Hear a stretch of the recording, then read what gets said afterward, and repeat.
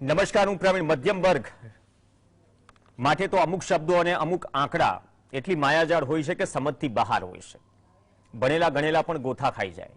માધ્યમ તરીકે અમારી ફરજ છે કે જે દેશમાં તમે ટેક્સ ચૂકવો છો, રૂપિયો જ્યાંથી આવે છે, મતલબ કે તમે કમાઓ છો, એ 1 રૂપિયામાંથી જેટલો તમે ટેક્સ ચૂકવો છો અથવા તો સરકારને ટેક્સ રૂપી જે તમે આવક કરાવો છો, એ સરકારની આવકમાંથી સરકાર ખર્ચ ક્યાં કરશે તેનું સર્વૈયું.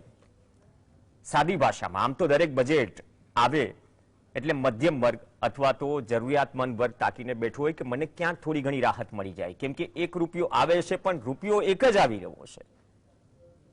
ઇન્કમિંગ એનું એ જ છે. ઘણી બધી સ્થિતિમાં આઉટગોઈંગ વધી ગયું છે.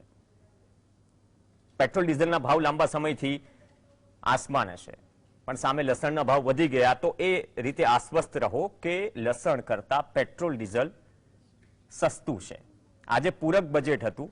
આમ તો પીએમ મોદીએ બજેટ પહેલા કહ્યું કે નવી સરકાર બનશે એટલે પૂર્ણ બજેટ આપણે આપીશું, પણ આમાં સામાન્ય જનતાનું ટેક્સ ભરતા જે કરદાતાઓ છે એનું બજેટ કેટલું સચવાય છે અથવા તો એ બજેટમાં જે ભારણ આવ્યું છે એમાં કંઈક રાહત મળે એવા સમાચાર કદાચ ખૂણે ખાંચે તમે શોધી રહ્યા છો. એ કયા છે? આપણી સાથે બહુ સાદી અને સરળ ભાષામાં ચર્ચા કરવા માટે 3 ખાસ મહેમાન જોડાશે. પ્રોફેસર હેમંત કુમાર શાહ જોડાશે ઇકોનોમિસ્ટ તરીકે. હેમંતભાઈ, સ્વાગત છે આપનું. સીએ પ્રમોદ કુમાર જોડાશે. પ્રમોદજી, આપનું પણ સ્વાગત છે. અને ગૌરી ચંદાની ટેક્સ એડવોકેટ જોડાશે આપણી સાથે. મેડમ, આપનું પણ સ્વાગત છે. હેમંત સાહેબ, આપથી શરૂઆત કરીએ. પૂરક બજેટ છે. આ પૂરક બજેટમાં કઈ એવી 3 બાબતો છે જે આમ તો અપેક્ષિત હતી, પણ એમાં જ કઈ એવી બાબત છે જે ખરેખર જે મોટો વર્ગ છે દેશનો, જે કરદાતાઓનો, એને ખરેખર અસર કરી રહી હતી અને એને કંઈક રાહત મળશે? કેમ કે આખી બેલેન્સ શીટને આંકડાઓ તો સામાન્ય જનતાને નહીં સમજાય, પણ આ પૂરક બજેટ લોકસભા ચૂંટણી પહેલા આ સરકારનું કેટલું ઇફેક્ટિવ માની રહ્યા છો અર્થશાસ્ત્રી તરીકે?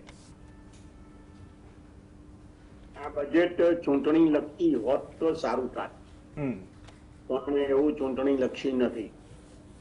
ચૂંટણી લક્ષી નો અર્થ એવો થાય છે કે સરકાર મત મેળવવા માટે સમાજના જુદા જુદા વર્ગોને કશુંક ને કશુંક લાભ થાય એવા પ્રકારનું બજેટ રજૂ કરે, પણ એવું કઈ બજેટ આ રજૂ થયું હોય એવું લાગતું નથી.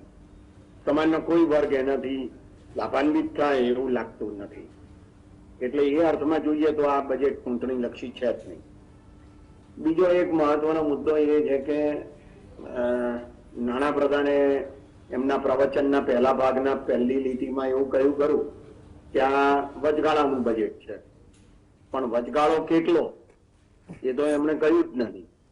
એટલે 2 મહિના, 3 મહિના, 4 મહિના, એપ્રિલ મહિનાથી નવું વર્ષ શરૂ થાય તો એપ્રિલ, મે, જૂન, જુલાઈ કયા ગાળા માટેનું આ બજેટ છે એવું એમણે કહ્યું નથી. એટલું જ નહીં, આ પહેલા ભાગના છેલ્લી લાઈનમાં એમણે એવું કીધું છે કે આ વોટ ઓન એકાઉન્ટ છે, એટલે કે લેખાનું દાન છે. ભારતના બંધારણની કલમ નંબર 116 મુજબ બજેટમાં લેખાનું દાન રજૂ થાય, સંપૂર્ણ બજેટ રજૂ ના થાય એવી જોગવાઈ છે. અને એનો અર્થ એવો થાય છે કે કોઈ પણ કારણસર જયારે સંપૂર્ણ બજેટ રજૂ થવાની શક્યતાઓ ના હોય ત્યારે ટૂંકા ગાળા માટે ખર્ચની મંજૂરી મેળવવા માટે જે બજેટ રજૂ કરવામાં આવે તેને વોટ ઓન એકાઉન્ટ કહેવાય. હવે તમે જુઓ કે આ તો 3-4 મહિના માટે રજૂ કરવાનું હોય, એના બદલે આખા વર્ષના આંકડા રજૂ કર્યા છે. હવે કોઈ પણ બાબતનો આંકડો જોઈ લો તો એમાં એવું દેખાય કે દાખલા તરીકે ફિસ્કલ ડેફિસિટ, રાજકોષીય ખાત, એમણે એવું કીધું છે કે આવતા વર્ષે ફિસ્કલ ડેફિસિટ એમ કે કહેવાય 5.1% જેટલી રહેશે અને અત્યારે 5.8% જેટલી છે. તો આખા વર્ષની ફિસ્કલ ડેફિસિટનો સવાલ અત્યારે ઉપસ્થિત થતો જ નથી, કારણ કે આખા વર્ષ માટેનું બજેટ તો નવી સરકાર દ્વારા આવવાનું છે. ભલે એ ભાજપની જ સરકાર હોય, ભલે એ મોદીની જ સરકાર હોય, ભલે નિર્મલા સીતારામન એમાં નાણામંત્રી થવાના જ હોય, પણ એ સરકાર તો જુદી કહેવાશે. તો એમણે આખું બજેટ આપવાનું છે, આખા વર્ષનું, આખા વર્ષના આંકડા આપવાના છે. અત્યારે આખા વર્ષના આંકડા આપવાનો તો કોઈ સવાલ જ ઉપસ્થિત નથી થતો. અને તેમ છતાંય આખા વર્ષના જ આંકડા આપે છે કે આટલી રોજગારી ઉભી થશે, આટલી ફિસ્કલ ડેફિસિટ આવશે, આ અમારી યોજના છે એમાં આટલું અમે કર્યું. તમે આખું પ્રવચન વાંચો, ભાગ 1 અને ભાગ 2 બંને, તો એવું લાગે છે કે 80% પ્રવચન તો એવું છે કે અમે આ વર્ષે શું કર્યું અથવા છેલ્લા 9 વર્ષમાં શું કર્યું. ખરેખર બજેટમાં તો એવું આવે કે આવતા વર્ષમાં તમે શું કરવાના છો એના વિશેની વાત માંડ 20-25% છે. 75 થી 80% વાત તો અમે શું કર્યું એની જ વાત છે. એટલે મને એવું લાગે છે કે આ આખો જે મુદ્દો છે ને એ બહુ વિચિત્ર છે અને મને નથી સમજાતું કે લોકસભામાં કે રાજ્યસભામાં જે લોકો વિદ્વાનો બેઠા છે, બરાબર, એ બધા વિદ્વાનોએ આ બાબત ઉપર વિત્ત મંત્રીનું ધ્યાન દોરવું જોઈએ. એટલે હેમંત સર, તમે કહ્યું કે કદાચ આ બજેટ ચૂંટણી લક્ષી હોત તો સારું હોત, એટલે કદાચ જનતાના હિસાબથી જનતાને થોડી રાહત મળી હોત. પણ જે ફિનાન્સ મિનિસ્ટરે જે ઓવરઓલ તમે વાત કરી ભાગ 1 અને ભાગ 2 માં, એમાં શું કર્યું 9 વર્ષમાં અથવા સરકારે 9 વર્ષમાં શું શું કર્યું, શું માત્ર ઉપલબ્ધિઓ જ ગણાવી છે? એટલે ઉપલબ્ધિઓ ગણાવી એ વાત સાચી, પણ એ ઉપલબ્ધિઓ વિશે તો વિવાદો હોઈ શકે ને. એ વિવાદોની તો કોઈ ચર્ચા થવાનો અત્યારે સવાલ જ ઉભો નથી થતો. રાઈટ. કારણ કે ચૂંટણી આવવાની છે એટલે લોકસભાનું વિસર્જન કરવામાં આવશે હવે થોડાક જ સમયમાં, એટલે ચર્ચાનો તો સવાલ જ ઉભો નથી થતો. તો જેની ચર્ચા થવાની નથી એની વાત કરી તમે, જેની જરૂર નથી એની વાત કરી. અને ખરેખર જેની જરૂર છે કે આવતા 3-4 મહિનામાં નવા વર્ષમાં તમારે જે ખર્ચની મંજૂરી માંગવાની છે એ ખર્ચની તો વિગતો તમે આપતા જ નથી. પછી તમે એમના પ્રવચનમાં એવું કીધું છે કે હું એપ્રોપ્રિએશન બિલ રજૂ કરું છું. આ એપ્રોપ્રિએશન બિલ એટલે ખર્ચ વિનિયોગ ખરડો, એ ખર્ચ વિનિયોગ ખરડાની વિગતો તો હજી સુધી મળતી નથી, બરાબર. એટલે મારો કહેવાનો મુદ્દો એ છે કે એ ખર્ચ વિનિયોગ ખરડાની જે વિગતો છે એ નાણાં પ્રધાને પોતાના પ્રવચનમાં કેવી જોઈતી હતી, જે એમણે કહી નથી. અને બીજો એક અગત્યનો મુદ્દો જે સૌથી જેની વધારે ચર્ચા થતી હોય છે એ છે રાજકીય ખાધનો મુદ્દો. રાજકોષીય ખાધ જે એમણે બતાવી છે કે 5.1% જેટલી અમારી રહેશે, એ 5.1%ની જે ખાધ છે એ હવે તમે જુઓ કે મને આટલી ખાધ રહેશે તેમ મને શંકા છે. હું તમને કહું કે ચાલુ વર્ષ માટે 5.9% અંદાજેથી અને સુધારા મુજબ અત્યારે 5.8 એટલે 0.1%નો ઘટાડો થયો.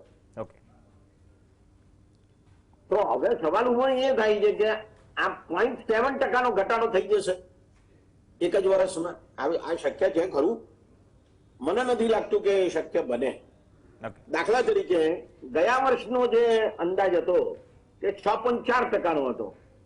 એ 6.4% તમે 0.5નો ઘટાડો કરીને 5.9 અંદાજેથી અત્યારે હવે સુધારેલા અંદાજ મુજબ 5.8 છે.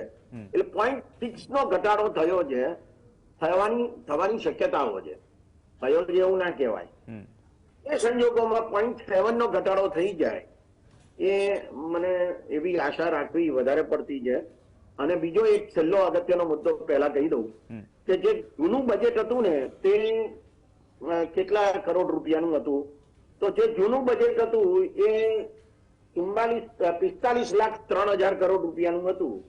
એના બદલે હવે 44,90,000 કરોડ રૂપિયાનો સુધારેલો અંદાજ મૂક્યો. અને નવો જે આંકડો આવ્યો છે આવતા વર્ષ માટેનો, આખા વર્ષ માટેનો, તે 47,66,000 કરોડ રૂપિયાનો છે. એનો અર્થ એવો થાય કે લગભગ 2.5 લાખ કરોડ રૂપિયા વધવાના.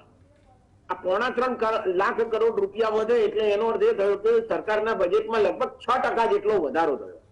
હવે 6%નો વધારો તો ફુગાવામાં થાય છે. તો એનો અર્થ એ થયો કે સરકારનું આ તો નોમિનલ વધારો થયો કહેવાય, એ વાસ્તવિક વધારો થયો જ ના કહેવાય. એનો અર્થ એવો થાય કે દેશના અર્થતંત્રમાં સરકાર પોતાની ભૂમિકા વધારવા માંગે છે એવું કશું છે જ નહીં. આ બહુ સ્પષ્ટ થઈ ગયું છે. સરકાર વધારે ને વધારે ખાનગી કંપનીઓ, ખાનગી ક્ષેત્ર ઉપર આધાર રાખી રહી છે અને એટલા માટે સરકાર કોઈ મોટો ખર્ચ કરવા માંગતી નથી. અને જે કંઈ વધારે ખર્ચ કરવા માંગે છે એ બધો મૂડી ખર્ચ ઉપર જ વધારે ખર્ચ કરવા માંગે છે. તમે આંકડા જુઓ તો તમને ખબર પડશે કે મૂડી ખર્ચ એ છેલ્લા 5 વર્ષમાં 3 ગણું વધી ગયું છે.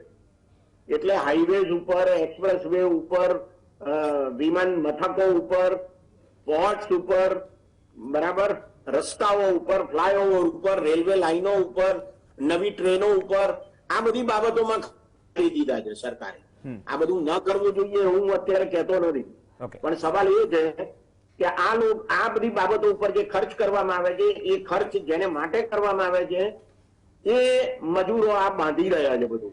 તો એ મજૂરોની આર્થિક સ્થિતિમાં કોઈ સુધારો થયો કે કેમ? Okay, right. આમાં બહુ મહત્વની વાત કરી, આર્થિક સ્થિતિની વાત કરી. અહીંયા આપણી સાથે ગૌરી ચંદાની મેમ છે. ગૌરી મેમ, જે રીતે હેમંતભાઈએ કહ્યું કે બજેટ છે ને મોટું આપો, હવે 6 નો એક આંકડો પકડી લે કે ફુગાવાની આસપાસ, તો મોટું કઈ રીતે થયું? હવે કોવિડ કાળમાં પેટ્રોલ ડીઝલ પર દરેક આમ નાગરિકે 61 રૂપિયા 100 રૂપિયા ટેક્સ ભર્યો હશે.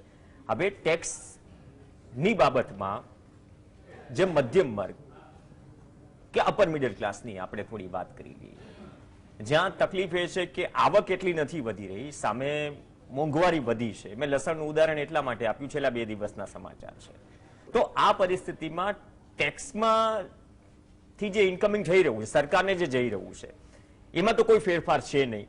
તો આમાં રાહત ક્યાં શોધવી, અથવા તો તમને ક્યાં દેખાઈ રહી છે, અથવા તો ક્યાં શક્યતાઓ દેખાઈ રહી હતી કે આવનાર સમયમાં કદાચ અહીં થોડી રાહત સરકાર આપે, જે કદાચ કમાઈને સરકારને ટેક્સ ભરી રહ્યા છે? હા, એટલે નમસ્કાર. હું એવું કહેવા માંગીશ કે સરકારને અત્યારે ટેક્સ કે કંઈ બધા કોઈ ચેન્જીસ તો લાયા જ નથી આ વખતે, ડાયરેક્ટ ટેક્સ કે ઇનડાયરેક્ટ ટેક્સમાં. પણ જે આશા હતી કે ભાઈ એટલીસ્ટ જે વડાપ્રધાન નરેન્દ્ર મોદીએ ગઈકાલે જે હિન્ટ આપી હતી કે ભાઈ નારી શક્તિ, નારી એમ્પાવરમેન્ટ માટે કરીશું, તો એટલીસ્ટ નારીઓ માટે બીજું જનરલ તો આપ્યું છે, but as far as income tax is concern તો એ લોકો અમે એક્સપેક્ટ કરતા હતા કે ભાઈ થોડું એમાં વિમેનને રાહત આપે. કારણ કે અત્યારે તમે જોવા જશો તો ઓલમોસ્ટ 70% વિમેન અર્બન એરિયામાં તો વર્ક કરે જ છે બધી, અને એ લોકો ઇકોનોમીમાં એ લોકો કોન્ટ્રીબ્યુટ કરે જ છે. તો આઈ થિંક એ લોકોને થોડું પ્રોત્સાહન આપવા માટે કાં તો કંઈ ઇન્વેસ્ટમેન્ટ વધારે કરી શકે એવી કંઈક જોગવાઈ કરવી જોઈતી હતી, અથવા તો એમને કોઈ રાહત આપવી જોઈતી હતી. ઓકે, એ રાહત નથી. પણ અહીંયા એક વાત એ પણ છે મહિલાઓ સાથે સાથે, પ્રમોદજી, કે ફોરેન જાય છે સ્ટડીઝ માટે, હાયર સ્ટડીઝ માટે. આપણે એક તરફ કેમ કે એજ્યુકેશન એટલું ખર્ચાળ થઈ રહ્યું છે સરકારી સિસ્ટમ હોવા છતાં, કોઈ નકારી નહીં શકે આ વાત. આમાં જોને તો જોડવાની જરૂર નથી. આ પરિસ્થિતિમાં એવી બાબત પણ છે કે પૈસા મોકલાવો છો ત્યાં, પહેલા થોડો સ્લેબ અલગ હતો, વધાર્યો, ફરીથી શું પ્રમોદજી જ્ઞાન થયું કે ને હવે થોડી ઘટાડવાની જરૂર છે, એક્સપેરિમેન્ટ થોડો ખોટો થઈ ગયો, અથવા એ પ્રકારનું કંઈ એવી બાબત જે ખરેખર એ વર્ગને અસર કરે છે, જે વર્ગની ડિમાન્ડ હતી કે આમાં કંઈક રાહત મળવી જોઈએ? અત્યારે દેશમાં એજ્યુકેશનનું પ્રમાણ વધી રહ્યું છે, અને ફોર મેકિંગ કેરિયર અત્યારે સ્ટુડન્ટ્સ ફોરેન, એબ્રોડ બધા સ્ટડી કરવા માટે જઈ રહ્યા છે, અથવા તો કોઈ ધંધા માટે બી, બિઝનેસ માટે બી જઈ રહ્યા છે, અથવા બિઝનેસ ડેવલપમેન્ટ માટે જઈ રહ્યા છે. ત્યારે એ લોકો જ્યારે ફોરેન રહે છે ત્યારે અહીંથી એમના સગાવાલાઓને એમને લિબરલાઇઝ રેમિટન્સ એક્ટ RBIનો જે છે એના હેઠળ અમુક ફોરેન રેમિટન્સ એ લોકો મોકલી શકે છે. તો એ જે ફોરેન રેમિટન્સ મોકલે છે એના ઉપર TCS લાગે છે, અને એમાં જ્યારે 2023નું બજેટ આપવામાં આવ્યું ત્યારે લિબરલાઇઝ ફોરેન રેમિટન્સની જે યોજના હતી એના ઉપર મોટો TCS 5% દર હતો. TCS એના ઉપર 20% TCS કરી નાખ્યો. એટલે કે તમારે 1 લાખ રૂપિયા મોકલવા હોય તો 20,000 રૂપિયા, 2 લાખ રૂપિયા બીજા તમારે આપવા પડે. 12 લાખ રૂપિયા એટલે 12 લાખ રૂપિયા તમે આપો 10 લાખ રૂપિયા મોકલવા માટે, ત્યારે તમે એને તમારા સ્ટુડન્ટને કે તમારા સગાને 10 લાખ રૂપિયા મોકલી શકો, અને આ 2 લાખ રૂપિયા ઇન્કમ ટેક્સ વાળા પાસે તમારા જમા રહે. એટલે એ પછી તમે જ્યારે ઇન્કમ ટેક્સનું રિટર્ન ભરો ત્યારે તમને 2 લાખ રૂપિયા રિફંડ મળે, because it is not a income. એ કોઈ આવક નથી, તમે તો તમારા કેપિટલમાંથી પૈસા ત્યાં મોકલ્યા છે. હવે આ એ 1 જુલાઈ 2023થી આ કાયદો એક અમલી બનાવી દીધો, એટલે એને કારણે લોકોને બહુ ફફડાટ થઈ ગયો, ફોરેન પૈસા મોકલતા લોકો બંધ થઈ ગયા. એટલે આ વખતે છુપ્પી એમ સુધારો કર્યો છે, નીચે કોઈને બી વંચાય નહીં એવી રીતે કે ભાઈ આ જે 206C સેક્શન છે એની અંદર જે 5%નો TDS પહેલો જૂનો હતો ને, 1/7/2023ની અસરથી પશ્ચાત અસરથી નાખી દેવામાં આવ્યો છે. એટલે કે મોટી રાહત આપી છે. 20%નો TCS હતો, અને એ પણ એવું હતું કે તમે મેડિકલ કે એજ્યુકેશન પર્પઝ માટે જતા હો તો 7 લાખ સુધી TCS ન થાય. અને જો એમને એમ તમે ખાલી મારો દીકરો અમેરિકા છે ને એને મદદ માટે મારે 10 લાખ રૂપિયા મોકલવા છે તો મારા એ 10 લાખ રૂપિયા ઉપર TCS થાય. ફક્ત એજ્યુકેશન કે મેડિકલ માટે હું મોકલું તો 7 લાખ રૂપિયા સુધીનું એક્ઝેમ્પશન હતું. હવે આ વખતે બધું 7 લાખનું એક્ઝેમ્પશન બધાને આપી દીધું. મેડિકલ માટે મોકલો કે ગિફ્ટ તરીકે મોકલો કે તમારા છોકરાઓને વાપરવા માટે મોકલો. એટલે 7 લાખનું એક્ઝેમ્પશન આપ્યું, પ્લસ 7 લાખ ઉપરનો જે TCS છે એ 20% કાઢી અને 5% કરી નાખવામાં આવ્યો.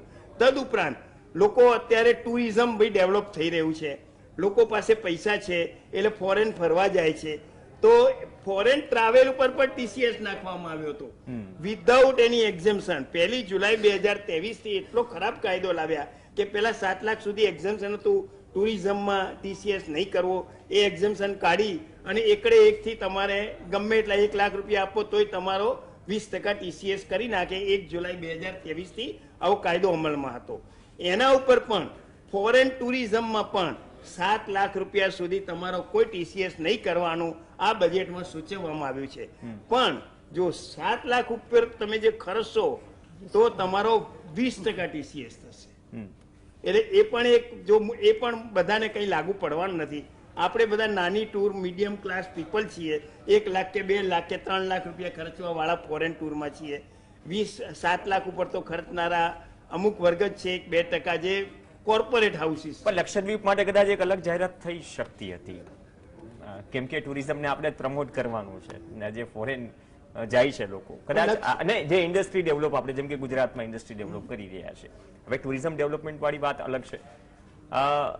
એજ્યુકેશનમાં મેમ એક નાનો સવાલ, સાહેબે જે વાત કરી કે હા ટુરિઝમ વિકસી રહ્યું છે ને જે કદાચ ડે ટુ ડે જે કદાચ બજેટમાં ટેક્સ ભરીને કદાચ ત્યાંથી મોકલાવે છે કંઈથી મોકલાવીએ છે, એ વધારાનો ચાર્જ ન લાગવો જોઈએ, એક કોમન વાત હતી.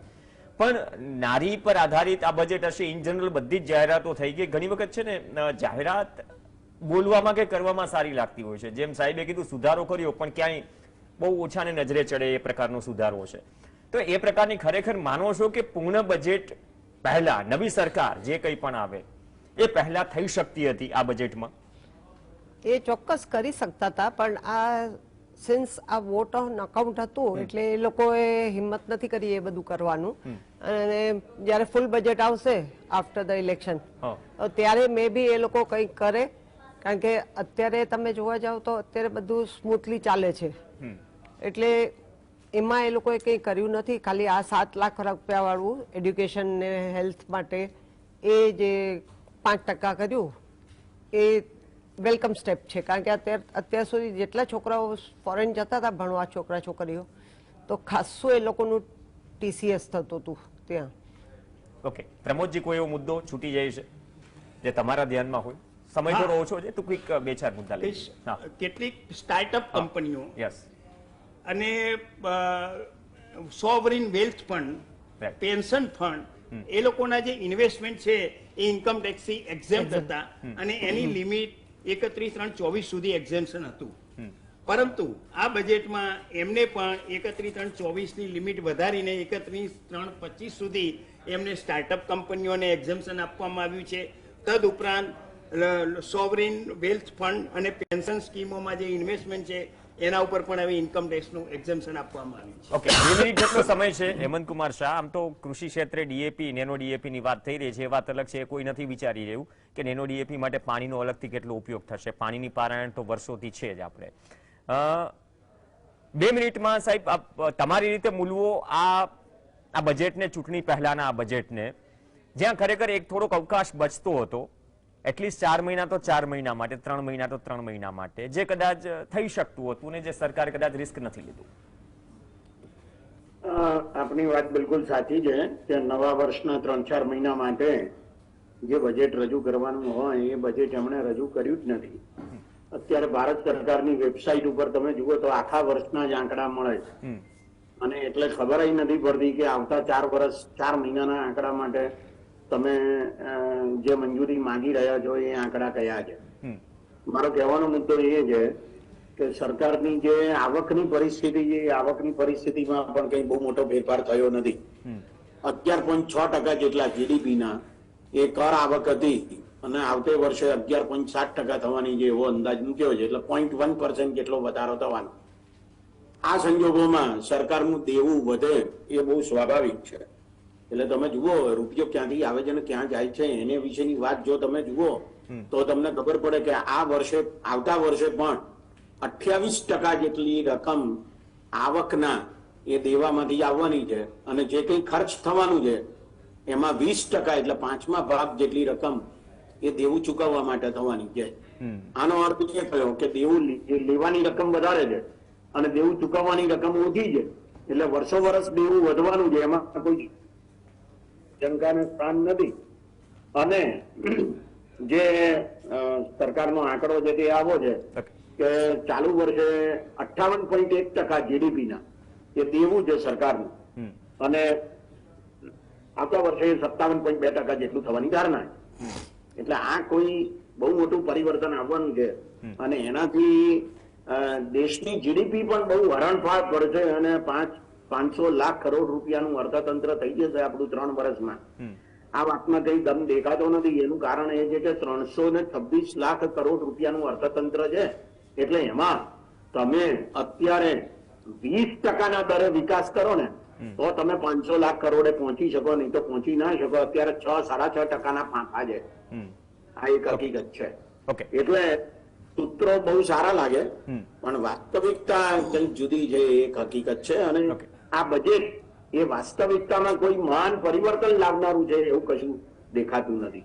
ઓકે, બહુ સારી વાત કે રોડ રસ્તાઓ બને છે તમારા ટેક્સના પૈસેથી જ બની રહ્યા છે, પણ કરેલી વાત અથવા તો સૂત્રો એ કેટલા એક્સપ્રેસ હાઈવે પર પ્રેક્ટિકલી ઉતરે છે અંદાજ મુકાયો છે, પણ પૂર્ણ બજેટ તો બાકી છે. આંકડાઓનું જે હેમંતભાઈએ કહ્યું કે આખા વર્ષના મૂકી દીધા છે, 3-4 મહિના માટે નું જે બજેટ આવ્યું છે આંકડા થોડા તારવવા થોડા અઘરા લાગી રહ્યા છે. તારવવા કઈ રીતે? કદાચ તમામ એક્સપર્ટ્સ કે આવનાર સમયમાં ફિનાન્સ મિનિસ્ટરને પણ જ્યારે સવાલ પૂછાશે તો તેનો કદાચ યોગ્ય ઉત્તર ફિનાન્સ મિનિસ્ટરે જ આપી શકશે. ધન્યવાદ હેમંતભાઈ, ધન્યવાદ બંનેમાં. પ્રમોદજી આપનો પણ ધન્યવાદ અને ગૌરીચંદાની મેમ આપનો પણ ધન્યવાદ. ચર્ચામાં જોડાયા. બ્રેક માટે રોકાઈશું. બ્રેક બાદ થોડી શેર માર્કેટની પણ વાત કરીશું, કેમ કે એ પણ ઝોલા ખાઈ રહ્યું છે, ક્યારેક વધી રહ્યું છે, ક્યારેક ઘટી રહ્યું છે. એની અસર તમારા સુધી ક્યાં પહોંચે છે ને આ બજેટ ની અસર અથવા તો આ બજેટને કઈ રીતે માર્કેટ એક્સપર્ટ્સ વધાવી રહ્યા છે. બ્રેક બાદ વેલકમ બેક. બજેટનો દિવસ છે તો અમુક આંકડાઓ સમજવાનો આમ જનતા પણ પ્રયાસ કરી રહી છે. વૈશ્વિક માર્કેટમાંથી નબળા સંકેતો, વચગાળાના બજેટ તરફી મળેલી નિરાશાના કારણે ભારતીય શેર બજારમાં પણ નિરુત્સાહનો માહોલ. રોકાણકારોએ ખરીદદારીના બદલે વેચવાલી કરવાનું યોગ્ય માન્યું, જેના કારણે સેન્સેક્સ અને નિફ્ટી બંને હળવા ઘટાડા સાથે રેડ ઝોનમાં બંધ થયા. હવે માર્કેટ એક તો આ બજેટ માર્કેટને શું સંકેત આપે છે અથવા તમામ જે રોકાણકારો છે એમને શું સંકેત આપે છે, બહુ સાદી અને સરળ ભાષામાં સમજવા માટે આપણા ખાસ 3 મહેમાન આપણી સાથે સ્ટુડિયોમાં જોડાશે. માર્કેટ એક્સપર્ટ રવિભાઈ દિયોરા જોડાશે, કોમોડિટી એક્સપર્ટ બિરેનભાઈ વકીલ જોડાશે અને જયદેવસિંહ ચુડાસમા પણ આપણી સાથે પણ જોડાશે. પરંતુ તે પહેલા જે સેન્સેક્સ નિફ્ટીની વાત કરી લઈએ. આજે સેન્સેક્સ 106.81 ના ઘટાડા સાથે બંધ રહ્યો અને બીજી તરફ નિફ્ટીમાં પણ એ જ સ્થિતિ છે. તો એક તરફ 28.20 ના ઘટાડા સાથે નિફ્ટી બંધ રહ્યો. તો આ સેન્સેક્સ નિફ્ટી આજે બજેટ એક તરફ રજૂ થયું અને બજેટના સંકેતો શેર બજાર પર, આમ તો વૈશ્વિક ઘણા બધા સંકેતો છે જેના કારણે બજારમાં અપ્સ એન્ડ ડાઉન ચાલી રહી છે. તો 3 ખાસ મહેમાન છે. ત્રીજા ખાસ મહેમાન જયદેવસિંહ ચુડાસમા આપણી સાથે છે. તમામનું સ્વાગત છે. જયદેવસિંહજી, આપથી શરૂઆત કરીએ. વચગાળાનું બજેટ છે પણ શેર માર્કેટ નિરાશ. બિલકુલ, વચગાળાના બજેટના કારણે ભારતીય શેરબજારમાં નિરાશા મળી હોય તેવું બિલકુલ ન કહી શકાય. કારણ કે ભારતીય શેરબજારમાં આજે એક ફ્લેટિશ કારોબાર જોવા મળ્યો. તેનું મુખ્ય કારણ અમેરિકા ખાતેથી છે. ગઈકાલે મોડી રાત્રે અમેરિકા ખાતે ફેડ રિઝર્વની જે પોલિસી હતી અને પોલિસી દરમિયાન ફેડ રિઝર્વના વડાની જે કોમેન્ટ્રી હતી તેમાં તેમના દ્વારા એવું જણાવવામાં આવ્યું હતું કે હજી પણ આવનારી 2 પોલિસી દરમિયાન અમેરિકામાં વ્યાજદરમાં ઘટાડો કરવામાં આવે તેવી શક્યતા પ્રમાણમાં નહીવત છે. તો આ વાતનું જે એક નેગેટિવ રિફ્લેક્શન દુનિયાભરના બજારોની સાથે સાથે ભારતીય શેરબજારમાં પણ જોવા મળ્યું હતું અને ભારતીય શેરબજારમાં માઇનોર નેગેટિવ કારોબાર જોવા મળ્યો હતો. તો હું કહીશ કે બજેટના કારણે ભારતીય શેરબજારમાં ઘટાડો જોવા મળ્યો તેવું બિલકુલ ન કહી શકાય. અને સાથે એટલું પણ કહીશ કે ભારતીય શેરબજારમાં જો ઓવરઓલ જોવા જઈએ તો છેલ્લા 5-6 વર્ષની જર્ની છે તેમાં કોરોના કાળને બાદ કરતા ખૂબ જ ફૂલ ગુલાબી માહોલ છે અને સેન્સેક્સ અને નિફ્ટી જે જોવા જઈએ તો તેના સર્વોચ્ચ શિખરની નજીક ટ્રેડ કરી રહ્યા છે અને છેલ્લા 6 વર્ષ દરમિયાન જે બજેટ આવ્યા છે તેમાં જે સરકાર છે તેણે ભારતને 4 જાતિઓમાં વહેંચ્યું છે, જેમાં હું કહીશ કે ગરીબો, યુવાઓ, ખેડૂતો અને મહિલાઓ આ 4 જાતિમાં ફોકસ રાખી અને તેને લગતી વિવિધ યોજનાઓને લાગુ કરવામાં આવી રહી છે. તો ઓવરઓલ જોવા જઈએ તો ભારતીય શેરબજારમાં આજનું જે બજેટ હતું તે ગત વર્ષનું જે બજેટ હોય તેનું એક એક્સટેન્શન જ કહી શકાય અને ગઈકાલે બજેટ સત્રની શરૂઆત થઈ તે પહેલાં વડાપ્રધાન શ્રીએ પણ પત્રકાર પરિષદમાં તેનો અણસાર આપી દીધો હતો કે આવતીકાલે જે બજેટ રજૂ થશે તેમાં કોઈ મુખ્ય નીતિ વિષયક ફેરફાર કરવામાં નહીં આવે, પણ નવી સરકાર બન્યા પછી આગામી જુલાઈ મહિનામાં જે મુખ્ય બજેટ આવશે તેમાં ચોક્કસપણે ખૂબ જ મોટા ફેરફાર થાય તેવા પ્રબળ સંકેતો છે.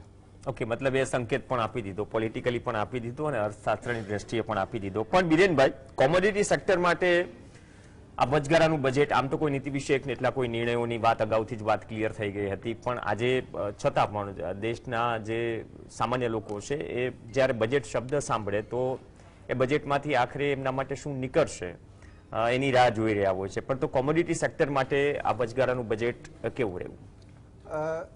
કોમોડિટી સેક્ટરમાં તો લગભગ દર વર્ષે આમ એક રીતે નોન ઇવેન્ટ જેવું હોય છે, એટલે ખાસ કોઈ અપેક્ષા હતી નહીં. બુલિયન સેક્ટરને કદાચ એવું હતું કે તાજેતરમાં જે ગોલ્ડ સિલ્વર ઉપરની જે ઇમ્પોર્ટ ડ્યુટીમાં થોડો વધારો થયો 15%, એટલે એમાં કદાચ થોડો ઘટાડો થાય કદાચ એમ, પણ એવું થયું નથી.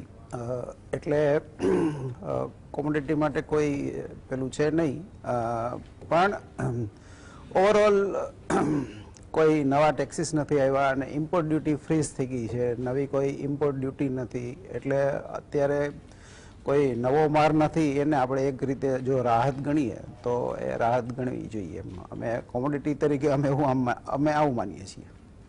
નહીં, થોડી ઘણી તમે કહો છો કે મતલબ સુસુપ્ત અવસ્થામાં જોયું છે કોમોડિટી માટે બજેટ, એક રીતે એમ કહ્યું, પણ આ તો કહ્યું છે કે જુલાઈમાં કે નેક્સ્ટ યરે પૂર્ણતઃ નવી સરકાર બનશે, પૂર્ણ બજેટ આવશે. આ સેક્ટર માટે ખરેખર એવી માંગ રહી છે જે માંગ થોડા લાંબા સમયથી રહી છે, કદાચ પરિપૂર્ણ નથી થઈ. એવી કઈ હોઈ શકે જે પીએમ મોદીએ કહ્યું કે કદાચ જે કઈ નિર્ણયો હશે પૂર્ણ બજેટમાં લેવાશે, એ કદાચ એક્સપેક્ટેડ હોય કે પૂર્ણ બજેટમાં કોમોડિટી સેક્ટર માટે એ વસ્તુ નીકળે?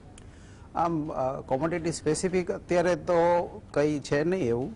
ખાસ તો મોંઘવારી ઉપર સરકારનું ફોકસ રહ્યું છે કે ભાઈ ફૂડ ઇન્ફ્લેશન કંટ્રોલમાં રહે, એટલે લગભગ 2 વર્ષથી વાયદા બજારો બંધ થયા, પ્લસ ઇમ્પોર્ટ ડ્યુટી ઘટી, પ્લસ ઘણા બધા આયાત નિકાસ ઉપર પણ સમયાંતરે પગલાં આવતા રહ્યા છે. ઘઉંની નિકાસ જેમ કે બંધ છે, ચોખાની બંધ છે, તો એવા કોઈ સંકેત નથી. એટલે સરકાર હજી કોઈ હાલ પૂરતું કોઈ રિસ્ક લેવા ન માગે, સ્વાભાવિક છે. પણ 1 કે 2 પગલાં એવા છે કે જે ગતિશક્તિ મોડેલ ઉપર જે કામ થઈ રહ્યું છે, તો લોજિસ્ટિક્સને બૂસ્ટ આપવો, કોલ્ડ સ્ટોરેજને બૂસ્ટ આપવો, જેથી જે આપણે ત્યાં અનાજના બગાડનો જે પ્રોબ્લેમ થાય છે આવશ્યક ચીજ વસ્તુઓનો, એમાં, અને થોડું પ્રાઇવેટ પીપીપી મોડેલ ઉપર એમાં કામ કરવાનું. ખાસ તો સપ્લાય ચેઇન ડેફિશિયન્સી, આપણે ત્યાં જે ઇનએફિશિયન્સી છે ને, એનાથી ખર્ચો ઘણો વધતો હોય છે. સરકારના મગજમાં ક્યાંક એમ પણ છે કે ગોઈંગ ફોરવર્ડ ફિઝિકલ માર્કેટ છે એ બધા ધીરે ધીરે ડિજિટલાઇઝ થવા માંડે, તો એ દિશામાં આખી એક ઇકોસિસ્ટમ જો આવે, લોજિસ્ટિક્સ, રોડ, કનેક્ટિવિટી, અને એ સિવાય જે રાજ્યોને લાંબા ગાળાની 50 વર્ષ સુધીની ઓલમોસ્ટ ઝીરો કોસ્ટ અથવા તો બહુ નીચા વ્યાજ દરે જે લોન મળશે, એનો થોડો ફાયદો થશે. અને એક અંગત રીતે એક રાહત એ પણ થશે કે જે ઘણી ખરી જૂની ટેક્સ ડિમાન્ડ ઊભી હતી 1962થી નાની, એમાં એક છૂટ આપવામાં આવી છે કે ભાઈ 25,000 સુધીની ડિમાન્ડ હશે તે 2011-12 પછીની જે ડિમાન્ડ હશે એ વેવ થઈ જશે. એટલે ક્યાંક લોકોના હાથમાં પૈસા આપવાનો ઇસ્યુ છે, અને થોડું ઇનડાયરેક્ટ એવું સજેશન પણ છે કે ભાઈ ઓનેસ્ટ તમે ટેક્સ પેઇંગમાં ઓનેસ્ટ રહ્યો તો તમને કંઈક ફાયદો થાય.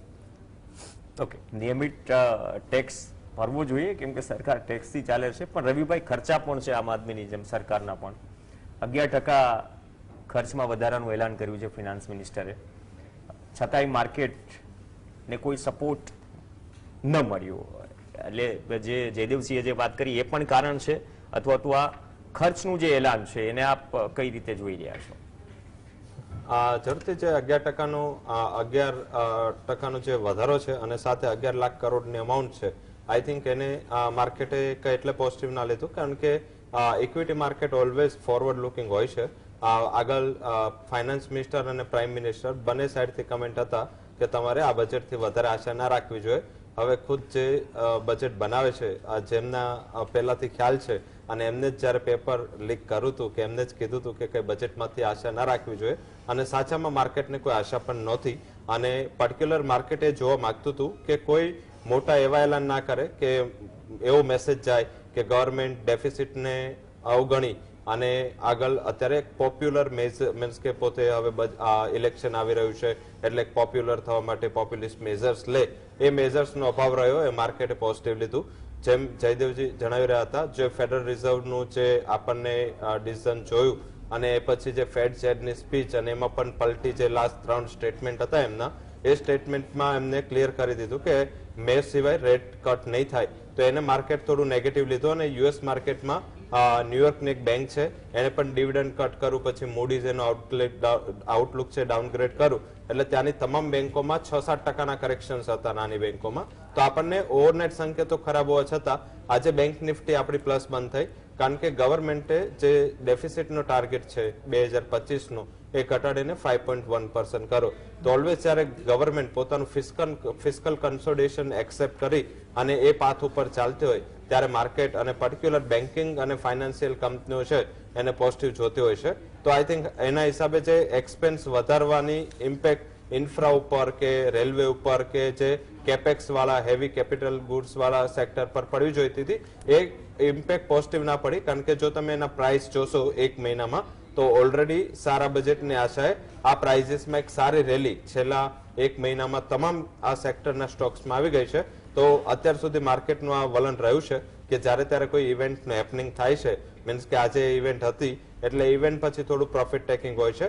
હવે માર્કેટ જુલાઈના બજેટ માટે પ્રિપેર થશે, હવે માર્કેટ ઇલેક્શન માટે પ્રિપેર થશે, એ સિવાય કોઈ મોટી ઇવેન્ટ્સ વચ્ચે નથી. તો મારા હિસાબે આજનું જે માર્કેટ છે કન્સોલિડેશન વાળું હતું. મારા હિસાબે આ બજેટ છે એ વધારે પડતું માર્કેટને જોવું પણ ન જોઈએ, માર્કેટ જોશે પણ નહીં.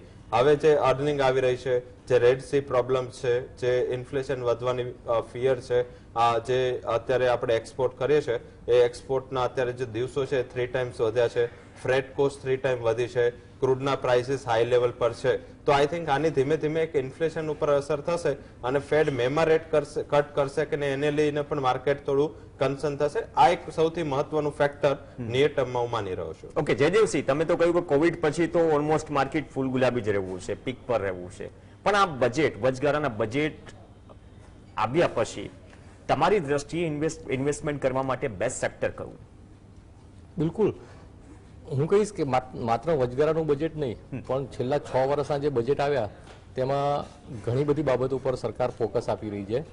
અને ખાસ કરીને ડિફેન્સ સેક્ટરની જો વાત કરવા જઈએ તો તેમાં ભારતને સ્વાવલંબી બનાવવાની વાત છે, જે ખૂબ જ મોટી વાત છે. અને ગવર્મેન્ટના જે 2-4 વર્ષના જે સ્ટેપ છે તે એવું દર્શાવી રહ્યા છે કે ખૂબ ઝડપથી ભારતને ડિફેન્સની બાબતમાં સ્વાવલંબી બનાવી દેશે. ત્યારબાદ આપણે જે ક્રૂડની આયાત છે તે પણ ઉત્તરોત્તર ઘટાડા તરફી બને તેવા પગલાં પણ લઈ રહી છે. અને તેને લઈને ખાસ કરીને સોલાર અને ઇલેક્ટ્રોનિક વ્હીકલ ઉપર ગવર્મેન્ટની જે પોલિસી છે તે આ સેક્ટરની કંપનીઓને ખૂબ જ પ્રભાવિત કરી રહી છે. ત્યારબાદ જોવા જઈએ તો ટુરિઝમમાં પણ અત્યારે ભારતમાં ખૂબ જ સ્કોપ છે. અત્યાર સુધીની એવી હિસ્ટ્રી છે કે ભારતમાંથી વિદેશ જતા જે પ્રવાસીઓની સંખ્યા છે તેમાં યર ઓન યર છેલ્લા 10 વર્ષની વાત કરવા જઈએ તો 34 થી 35% ગ્રોથ છે, જે ખૂબ જ મોટી વાત ગણી શકાય. પણ વિદેશથી ભારતમાં આવતા પ્રવાસીઓની જે સંખ્યા છે તેનો ગ્રોથ 8-8.5% છે, જે બરાબર ના કહેવાય, એ ઇનબેલેન્સ વાત છે. તો સરકાર છેલ્લા 2-3 વર્ષ દરમિયાન 3 લેવલ ઉપર ટુરિઝમમાં કામ કરી રહી છે, ખાસ કરીને ધાર્મિક ટુરિઝમ, ત્યારબાદ મેડિકલ ટુરિઝમ અને એક રૂટીન ટુરિઝમ. તો આ ત્રણેય વસ્તુઓ ઉપર ગવર્મેન્ટ ઇન્ફ્રાસ્ટ્રક્ચર ઉપર ખૂબ જ મોટું ફોકસ આપી રહી છે અને આ સેક્ટરને સ્ટેપ બાય સ્ટેપ ખૂબ રાહત પણ આપી રહી છે. તો ટુરિઝમ સેક્ટરની જે કંપનીઓ છે, જેમાં હોટલ સંલગ્ન હોય, રિસોર્ટ સંલગ્ન કંપનીઓ હોય, તો તેને પણ આગામી સમયમાં ખૂબ જ મોટો ફાયદો થઈ શકે તેમ છે. તો મેં જેમ જણાવ્યું તેમ ડિફેન્સ, ત્યારબાદ જે મેક ઇન ઇન્ડિયાનો જે નારો છે તેના ઉપર પણ ગવર્મેન્ટ કામ કરી રહી છે. તો તેને લઈને કેપિટલ ગુડ સેક્ટરની કંપનીઓ, ટુરિઝમ સેક્ટરની કંપનીઓ અને સોલાર સંલગ્ન જે કંપનીઓ છે તે આગામી સમયમાં ઉત્તરોત્તર રોકાણકારોને ખૂબ સારું વળતર આપે તેવા પ્રબળ સંકેતો છે. ઓકે, રોકાણની તો વાત છે, થોડી ખર્ચાની પણ સિઝન ચાલી રહી છે બિરેનભાઈ, લગ્નસરાની સિઝન છે અને આ લગ્નસરાની સિઝનમાં બજેટથી સોના ચાંદીના જે વેપારીઓ છે એ નિરાશ હોય તેવા સંકેત છે. સરકારે મોંઘી જે ધાતુઓ છે તેમના પરની ઇમ્પોર્ટ ડ્યુટી ઘટાડી નથી, એ અંગે આપનું શું માનવું છે? આમાં કોઈ એવી અપેક્ષા હતી નહીં કે ડ્યુટી ઘટશે એમ, પણ જે રીતે શેર બજારમાં જે તેજી થઈ છે છેલ્લા 2-3 વર્ષની, એટલે ઓવરઓલ ખરીદ શક્તિ નોંધપાત્ર વધી છે. લોકો આગળ સરપ્લસ ઇકોનોમી છે અને અત્યારે તો મોટા ભાગના પૈસા શેરબજાર કે આઈપીઓ તરફ જઈ રહ્યા છે અને થોડા ઘણા ગોલ્ડમાં પણ આવી રહ્યા છે. એટલે ગોલ્ડના કન્ઝમ્પશનમાં કોઈ મોટો ડ્રોપ નથી આવ્યો આટલા ભાવ વધવા છતાં પણ. અને આપણું માર્કેટ પ્રાઇસ સેન્સિટિવ છે, એટલે જો આમાં થોડો ડ્રોપ આવે 55-56 હજાર કે બિલો 60 તો ડિમાન્ડ થોડી નીકળશે, થોડી રિવાઇવ થશે. અત્યારે મેજોરિટી તો બજારનો in general concern global factors ઉપર વધારે છે. જેમ રવિભાઈએ કે જયદેવભાઈએ કીધું એમ કે ફેડનો રેટ કટ ક્યારે આવે, એટલે કારણ કે અત્યારે પેસિવ ટાઇટનિંગ જે રીતે જઈ રહ્યું છે એ જોતાં કદાચ મેમાં પણ કદાચ ન આવે અને જૂન સુધી કદાચ ફેડ પ્રિફર કરે, એટલે એ છે. અને બીજું કે આ વર્ષે બહુ મોટી ઇવેન્ટમાં એક તો આપણે ત્યાં જનરલ ઇલેક્શન છે એ પણ મોટી ઇવેન્ટ છે, એ સિવાય અમેરિકાની નવેમ્બરની જે ચૂંટણી છે એ સૌથી મોટી ઇવેન્ટ છે. આટલી બધી ઇન્ટેન્સ ફાઇટ બાઇડન અને ટ્રમ્પ વચ્ચેની કદાચ ક્યારેય અમેરિકાએ નહીં જોઈ. એટલે એ સિવાય પણ ઘણી બધી ચૂંટણીઓ છે, અંદાજે 12-15 જેટલી મહત્વની ચૂંટણીઓ આ વર્ષે છે. વર્લ્ડની 70% જીડીપીમાં ચાલુ વર્ષે ચૂંટણી છે. એટલે આખું વર્ષ કંઈક ને કંઈક ઇવેન્ટ ડ્રીવન કે હેડલાઇન ડ્રીવન જેને આપણે કહીએ એ સતત જાગતા રહેવું પડશે એવું દેખાય છે. ઓકે, ઘણી વખત લાઇટ જાય તો પણ જગાડે. પણ રિન્યુએબલ એનર્જીની વાત કરીએ રવિભાઈ, સરકારે રિન્યુએબલ એનર્જી પર ભાર મૂક્યો છે અને છેલ્લા અમુક 2-3 વર્ષોથી એના ઉપર વધારે ફોકસ થઈ રહ્યું છે. તો સરકાર જે રિન્યુએબલ એનર્જીના સેક્ટરમાં વધારે ઇન્વેસ્ટમેન્ટ, વધારે ફોકસ કરી રહી છે, તો શું આપના મતે પાવર અને એનર્જી શેર્સમાં આવનાર સમયમાં તેજી જોવા મળી શકે અથવા તો અવકાશ ઇન્વેસ્ટમેન્ટના પર્સપેક્ટિવથી લોકો માટે? જરૂરથી મેં જ્યારે ત્યારે મીન્સ કે 2 દિવાળીથી જ્યારે ત્યારે આપણા શો થયા ત્યારે મેં હંમેશા પાવર સેક્ટર ઉપર રિકમેન્ડેશન આપ્યું છે. I think power sector definitely, કારણ કે ઇન્ડિયાની જે પાવર ડિમાન્ડ છે એ દર મહિને નવા રેકોર્ડ બનાવે છે. મીન્સ કે આ વખતે ડ્યુ ટુ અલ્નિનો અને જે સિઝનના ઘણા બધા ચેન્જીસ થયા અને ઠંડી ઓછી પડી, તો આપણે આ વખતે જે વિન્ટરમાં જે એક ડિમાન્ડ ડ્રોપ હોય છે એ પણ નથી જોયો. અને જે રીતે ઇન્ડસ્ટ્રીયલાઇઝેશન વધી રહ્યું છે, જે રીતે ઇકોનોમિક ગ્રો થઈ રહી છે, ધીમે ધીમે પાવર ડિમાન્ડ બૂસ્ટ થઈ રહી છે અને આગળ જતા 500 મિલિયન સુધી પહોંચે એવું પાવર મિનિસ્ટરે કીધું હતું 2027 પહેલા. તો આઈ થિંક જો તમે એનો CAGR ગ્રોથ જો અહીંથી જો ડબલ ડિમાન્ડ થાય તો એનો CAGR ગ્રોથ 3-4 વર્ષમાં આઈ થિંક કે 22-23% CAGR ગ્રોથ થી ચાલશે. તો આઈ થિંક જો સેક્ટરની ડિમાન્ડ જ એટલી બૂસ્ટ હશે તો આઈ થિંક એને સંલગ્ન જે શેર સેક્ટર છે એ ચાલશે. હવે થોડું ગ્રીન એનર્જી ઉપર માર્કેટનું વધારે ફોકસ છે અને સાથે સાથે જે માઇનિંગ કંપનીઓ છે જે હવે કોલ આધારિત ગેસિફિકેશન ઉપર જઈ રહી છે. માર્કેટને સરપ્રાઇઝ એ મળ્યું કે પહેલા માર્કેટ કોલ સેક્ટરને સનસેટ સેક્ટર માનતું હતું, કારણ કે ત્યાં કોઈ ઇન્વેસ્ટમેન્ટ મોટું થતું નહોતું. પરંતુ જે કોલ ઇન્ડિયાએ પોતે નવી ટેકનોલોજી અપનાવી અને જે કોલને ગેસિફિકેશનમાં અને એર ટ્રાન્સફર કરવાની ટેકનોલોજી અપનાવવાની વાત કરી છે, એમાં મોટા કેપેક્સની વાત કરી છે, તો આ સેક્ટર પણ એક બૂમ છે. હાઇડ્રોજન સંલગ્ન કંપનીઓ છે અને એ સેક્ટર આધારિત જે કંપનીઓ છે ત્યાં ફોકસ કરો. સાથે ત્રીજું જે મેઇન ફેક્ટર છે સોલાર છે, કારણ કે ઇન્ડિયા એક આપણે હિટ કન્ટ્રી છે, મીન્સ કે અહીંયા જે એવરેજ ટેમ્પરેચર છે અને એવરેજ જગ્યા પણ છે કચ્છ અને સાથે સાથે રાજસ્થાન, ત્યાં હીટ પણ એટલી હોય છે અને સાથે ત્યાં અત્યારે ડેવલપમેન્ટ પણ એટલું થઈ રહ્યું છે. આ સેક્ટરમાં કેપેક્સ પણ એટલું થઈ રહ્યું છે. તો તરણ એનર્જી સાથે સંકળાયેલી જે પણ કંપનીઓ છે જે અત્યારે કેપેક્સ મોડમાં છે. આપણે ઓલવેઝ કંપનીઓના 2 મોડ હોય છે, કેપેક્સ મોડ અને એક રેવન્યુ મોડ. આ વર્ષના અંતે મીન્સ કે 2024ના વર્ષના અંતમાં ઇન્ડિયાની 60 થી 70% કંપનીઓ કેપેક્સ માંથી રેવન્યુ મોડમાં શિફ્ટ થશે. એટલે જે કંપનીઓ અત્યારે કરોડ્સ ઓફ રૂપીઝનું ઇન્વેસ્ટમેન્ટ કરે છે એનું રિયલાઇઝેશન આગળના 2 થી 3 વર્ષમાં મળશે. તો વેલ્યુએશનની બહુ ચિંતા ના કરવી જોઈએ. પ્રોફિટ હોય ઓલવેઝ વધીને વેલ્યુએશન મેચ કરતો હોય છે. તો મને એવું લાગી રહ્યું છે કે આગળ જતા પાવર અને પાવર ઇન્ફ્રા સેક્ટર છે અને એમાં પણ જે ગ્રીન એનર્જી આધારિત સેક્ટર છે ત્યાં તમને આગળ જતા આવી બૂમ જોવા મળી શકે છે. ઓકે બાબે, થોડા રેલવે સ્ટોક્સની વાત કરી લે જયદેવસિંહજી. જે એલાન થયું એ કદાચ પૂરતા સાબિત નથી થયા એવા સંકેતો પણ મળી રહ્યા છે. તો હવે રેલવે કંપનીઓના સ્ટોક્સની ચાલ આવનાર સમયમાં કેવી રહી શકે?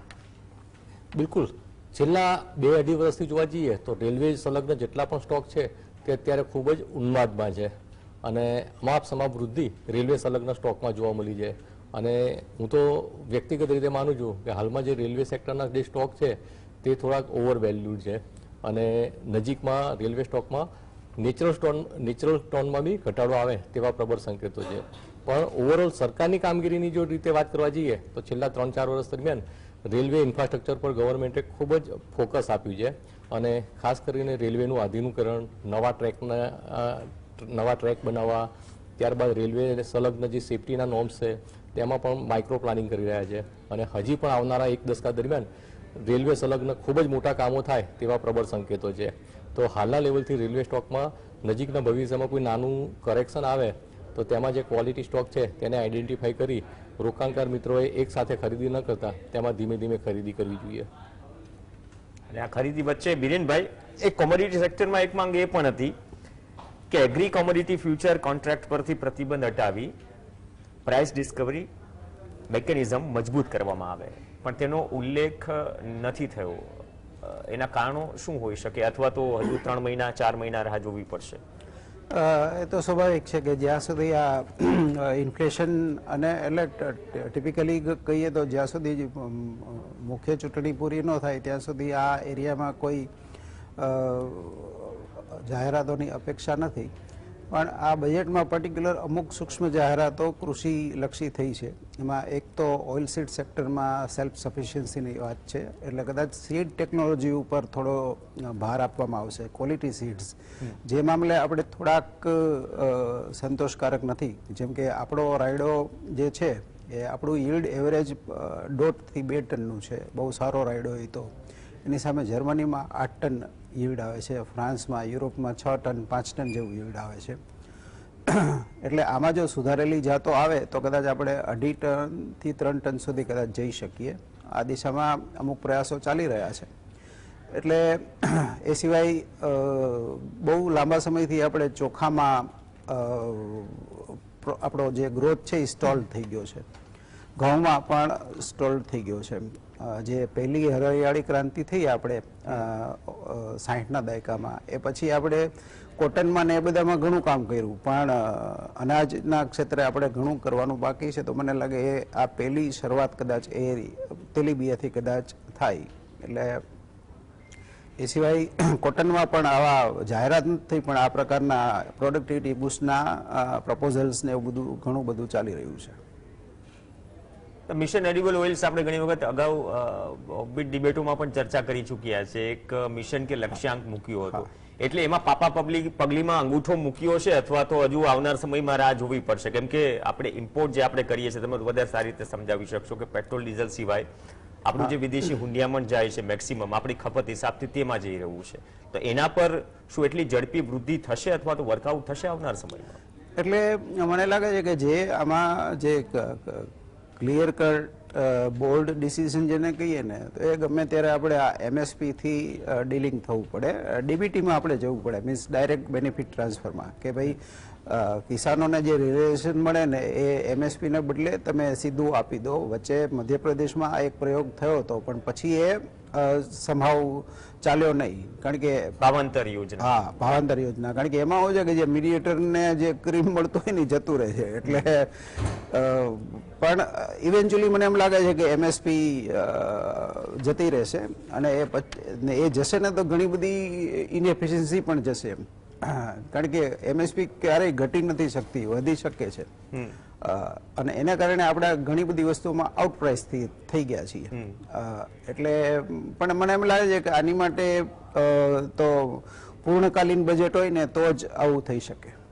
કેમ કે એ પણ એક સવાલ છે, એમએસપી ગેરંટીની માંગ પણ લાંબા સમયથી થઈ રહી છે. 3 કૃષિ કાયદા જ્યારે હોલ્ડ પર રહ્યા અને તો કદાચ એની જ રાહ જોઈ રહી છે સરકાર, કેમ કે ત્યાંથી અપેક્ષા છે. એટલે હું લગભગ ત્રણેક દાયકાથી આ એગ્રી માર્કેટમાં હું જ્યારે 1990માં ગુજરાત સમાચારમાં કામ કરતો હતો ત્યારે પણ આ કવરેજમાં ટેકનોલોજી ઓઇલ મિશનની વાત હતી, ત્યારે પણ આ જ વાત હતી કે પેલું તેલમાં 100 રૂપિયા વધે એટલે તરત ભાવ બાંધણું ને એવું બધું આવી જાય. એટલે પહેલેથી ગોલ સરકારનો એવો રહ્યો છે કે કન્ઝ્યુમરને સસ્તું આપવું અને ખેડૂતનું મોંઘું વેચાવવું જોઈએ. એટલે આ બે કન્ફ્લિક્ટિંગ ગોલ છે એ પૂરા થઈ શકે એમ નથી. અને બીજી વાત, સામે વાયદાઓ થયા ને તેલનો ખેલ તો આપણે સમજીએ છીએ, ખપત વધી રહી છે, ખાવું છે પણ સામે મંગાવવું પણ પડશે. એક છે ને બ્રેક માટે રોકાઈશું, કેમ કે ઓવરઓલ રિવ્યુ પણ બાકી છે માર્કેટનો. આ વચગાળાના બજેટનો 3-4 મહિના પછી જે બજેટ કે નવી સરકાર આવશે, જે પૂર્ણ બજેટ આવશે, તેની માર્કેટ પર કેવી અસર રહેશે અને તમે ક્યાં ખરેખર તમારા માટે સેક્ટર કયું છે, અને બાકી બહારના કારણો પણ છે જે ઘણા આપણા હાથમાં નથી, છતાં પણ આપણે ઉપર આવે તો ભોગવવું પડશે. પણ સતર્કતા સાથે ઇન્વેસ્ટમેન્ટ ક્યાં કરવું, એક બ્રેક માટે રોકાઈશું. બ્રેક બાદ ચર્ચા યથાવત. બજેટ પર માર્કેટ એક્સપર્ટ સાથે ચર્ચા થઈ રહી છે. ચર્ચા થોડી આગળ વધારીએ. રવિભાઈ, અત્યારે જે વૈશ્વિક કારણો છે અને ભારતીય શેર બજારની સ્થિતિ છે, તેને લઈને રોકાણકારોને તમે શું સલાહ આપશો? કેમ કે ફૂલ ગુલાબી તો જઈ જ રહેવું છે ચિત્ર, પણ ક્યારેક જે માર્કેટ બહારની, તમે રેડ સીની વાત કરી, એ બધા જ કારણો છે, તો આ પરિસ્થિતિમાં રોકાણકારો ખરેખર હવે શું ધ્યાન રાખે? અત્યાર સુધી જે પ્રાઇઝનું એપ્રિસિએશન હતું, આનાથી શું છે કે કોઈ પણ મંદી પછી તેજી આવી રહી છે અને એના હિસાબે જે પણ નવા 6 થી 7 કરોડ ડીમેટ એકાઉન્ટ ખોલ્યા છે જેના, એમને મંદી નથી જોઈ. લાઈક કે 2020 પછી બધા આપણે ઘરે બેસા હતા અને હાઈએસ્ટ જે અકાઉન્ટ ખોલ્યા 2021-22, આ 2 વર્ષમાં હાઈએસ્ટ ડીમેટ એકાઉન્ટ ઇન્ડિયામાં ઓપન થયા છે. એટલે આટલા લોકોએ મંદી ક્યારે જોઈ નથી. એટલે આના હિસાબે જ્યારે ત્યારે કંઈ આવું આવશે અને માર્કેટમાં હવે એવું થાય છે કે નિફ્ટીમાં જો 700-800 પોઈન્ટનું પણ કરેક્શન આવે, જે અમે 8000 પણ ડરતા નહોતા, એ અત્યારે લોકો 21000 પણ 700-800 પોઈન્ટનું કરેક્શન માર્કેટ જોઈ નથી શકતું. કારણ કે મિડ કેપ અને સ્મોલ કેપમાં તો આનાથી મોટી તેજી છે, કારણ કે લાર્જ કેપમાં તો ઓછી તેજી છે, પણ મિડ કેપ ઇન્ડેક્સ વર્ષમાં 50% ચાલી ગયા છે. એટલે હવે જ્યારે ત્યારે આપણું કોઈ ઇન્વેસ્ટમેન્ટ છે એ જે ફંડામેન્ટલ ને વેલ્યુએશન આધારિત હવે જોવું પડશે. અત્યાર સુધી તો મીન્સ કે તમે ટેકનિકલ્સ પર કે તમે ગમે શેર લીધો, સેક્ટર જોઈને કોઈ સ્ટોક લીધો તો તમારો શેર ચાલી ગયો, એ બાય ફોર્ચ્યુનેટ હતું. હવે ધીમે ધીમે જે ઇવેન્ટ્સ આવી રહી છે, જે રીતે આપણે આગળ વાત કરી, 2 મીન્સ કે મોટી લોકશાહી છે ત્યાં ઇવેન્ટ આવી રહી છે, ઇલેક્શન્સ, એનું ઇમ્પોર્ટન્સ છે. વર્લ્ડનું 42% પોપ્યુલેશન ઇલેક્શનમાં જવાનું છે અને અનસર્ટનિટીમાં અત્યારે જે મેજર રેડ સીની જે મેં આગળ ચર્ચા કરી, એ આગળ જતા જો ઇન્ફ્લેશનમાં કન્વર્ટ થશે તો ફેડનું જે રેટ કટનું ડિસિઝન છે એ કદાચ હજી આગળ ઠેલાશે. તો જે પોઝિટિવિટી હતી, પોઝિટિવ રીઝન્સ છે, ધીમે ધીમે માર્કેટે ડિસ્કાઉન્ટ કરી લીધા છે. હવે આઈધર માર્કેટ પ્રાઇસ કરેક્શન મોડમાં જશે કે ટાઈમ કરેક્શન. ઇનિશિયલી એવું લાગી રહ્યું છે કે માર્કેટ ટાઈમ કરેક્શન મોડમાં જશે, એટલે કે આપણે અહીંયા ને અહીંયા કન્સોલિડેટ થતા રહીશું. સેક્ટર વાઇઝ છે તો જ્યાં જ્યાં અર્નિંગ્સ આવી છે, અર્નિંગ્સમાં પણ આ વખતે અત્યાર સુધી પ્રોબ્લેમ નહોતું. છેલ્લી 3 થી 4 નિફ્ટીની કંપનીઓની અર્નિંગ જે છેલ્લા 3-4 દિવસમાં આવી છે, તમામ મેનેજમેન્ટે એક સુરે કીધું છે કે રેડ સીના હિસાબે અમારી કોસ્ટ વધશે. હવે જો રેવન્યુ અહીંયા રહેશે, કોસ્ટ વધશે, તો એ EPS નો કટ થશે. તો મારા હિસાબે એના હિસાબ જો છેલ્લા 4 રિઝલ્ટ છે નિફ્ટીની 4 કંપનીઓના, એમાં કોઈ પણ પોતાના ટાર્ગેટ નથી રેસ કર્યા, હાલાકી રિઝલ્ટ ઘણા સારા હતા. સેમ વસ્તુ યુએસમાં થઈ રહી છે. યુએસની પણ તમામ કંપનીઓ રેડ સીના કારણે, લાઈક ટેસ્લા જેવી મોટી કંપની ને આના હિસાબે પોતાના પ્લાન્સ બંધ કરવા પડે છે. તો આઈ થિંક આ એક ઇમર્જિંગ ઇસ્યુ છે જેના ઉપર ધ્યાન રાખવું પડશે. પ્રોફિટ બુકિંગ કરવું જોઈએ. પ્રોફિટ ઓલવેઝ ડિમેટ એકાઉન્ટ કરતા બેંક એકાઉન્ટમાં શિફ્ટ થવું જોઈએ. એ હું ઓલવેઝ કહું છું કે જ્યાં જ્યાં સારું પ્રોફિટ થાય છે, ઘણીવાર એવું થાય છે કે લોકો ન્યૂઝ આધારિત એવું કહે છે કે આ 10 ગણો થશે, 20 ગણો. એવું કઈ સિસ્ટમ નથી કે સ્ટોક 10 ગણો 20 ગણો થાય. તો બેઝિક શું છે કે જ્યાં જ્યાં નફો સારો થઈ રહ્યો હોય ત્યાં નફો બુક કરવો જોઈએ અને એ જ સ્ટોક પાછો ફરીથી જો તમને ક્વોલિટી લાગતી હોય તો એ ઘટાડે ફરીથી એ જ સ્ટોક બુક આમાં એન્ટ્રી કરો. તો થોડું ચર્નિંગ કરવાનો ટાઈમ છે. આવતા આગામી જે 6 થી 7 મહિના છે ત્યાં મારા હિસાબે તમને હાઈ સ્વિંગ્સ મળશે. વોલ્ટાલિટી ઇન્ડેક્સ જે 11-12 હતો એ વધીને અત્યારે 15-16, એટલે કે જો તમે પર્સન્ટેજ જોશો તો ઇન્ડિયન શેર માર્કેટમાં 38% થી 40% ની વોલેટિલિટી છેલ્લા મહિનામાં વધી છે, આગામી ટાઈમમાં ઉપર જ રહેશે. તો આ હાયર વોલેટિલિટી એ કામ કરશો તો શું થાય કે સ્ટોપ લોસ થી જે લોકો ઇન્ટ્રાડે ટ્રેડર હોય કે શોર્ટ ટર્મ ટ્રેડર્સ હોય એને થોડો સ્ટોપ લોસ ટ્રિગર થશે, પછી ભાવ ઉપર જશે તો એવી નિરાશા લાગશે. એના કરતા થોડું જોઈ જાણીને અને વધારે પડતું જોઈએ તો રિસર્ચ બેઝ હવે ઇન્વેસ્ટમેન્ટ કરવું જોઈએ અને ઓપોર્ચ્યુનિટી બેઝ ઇન્વેસ્ટમેન્ટ કરવું જોઈએ. આ મારું મનસે એવી સલાહ છે કે આગામી જ્યાં સુધી જુલાઈનું બજેટ આવશે ત્યારે આપણે ફરીથી ચર્ચા કરશું, પણ અત્યારના બજેટથી જુલાઈના બજેટ સુધીનો જે ટાઈમ છે એ થોડો કપરો છે. તમે બહુ સારી વાત કરી. કોવિડ પછી જે નવા ડીમેટ એકાઉન્ટ ખોલ્યા છે એને મંદી જોઈએ જ નથી, અને જે 2008 કે એ પછીના જે અપ્સ એન્ડ ડાઉન આવ્યા અથવા તો કોવિડ કાળ આવ્યો તો હવે એક તરફ 5 ટ્રિલિયનની વાત થઈ રહી છે. પણ ઓવરઓલ આપણે જયદેવસિંહજી આપથી શરૂઆત કરીએ. આ વચગાળાનું બજેટ છે, જુલાઈમાં પૂર્ણ બજેટ આવશે, પણ તે દરમિયાન આ એક 3-4 મહિનાનો ગાળો પણ છે અને એ બજેટ કેવું હશે એની અપેક્ષા પણ માર્કેટમાં અસર કરશે, બહારના પણ પરિબળો છે. ઓવરઓલ ઇમ્પેક્ટ શેર બજાર પર કેવી રહેશે આવનાર જે 4 મહિનાનો જે ગાળો છે? બિલકુલ 4 મહિનાનો જે ગાળો છે તેમાં વચગાળાના બજેટની જો વાત કરવા જઈએ તો આ બજેટ નોન ઇવેન્ટ અને ન્યુટ્રલ ગણી શકાય. ઓવરઓલ જોવા જઈએ તો ગ્લોબલ પરિસ્થિતિના જે માઇક્રો ફેક્ટર છે તે વૈશ્વિક લેવલે અને ભારતને બંનેને અસર કરશે, અને સ્થાનિક લેવલે જોવા જઈએ તો ઘણા બધા આંકડાઓ ભારતીય શેરબજારમાં હાલની જે તેજી છે તેને સપોર્ટ કરી રહ્યા છે.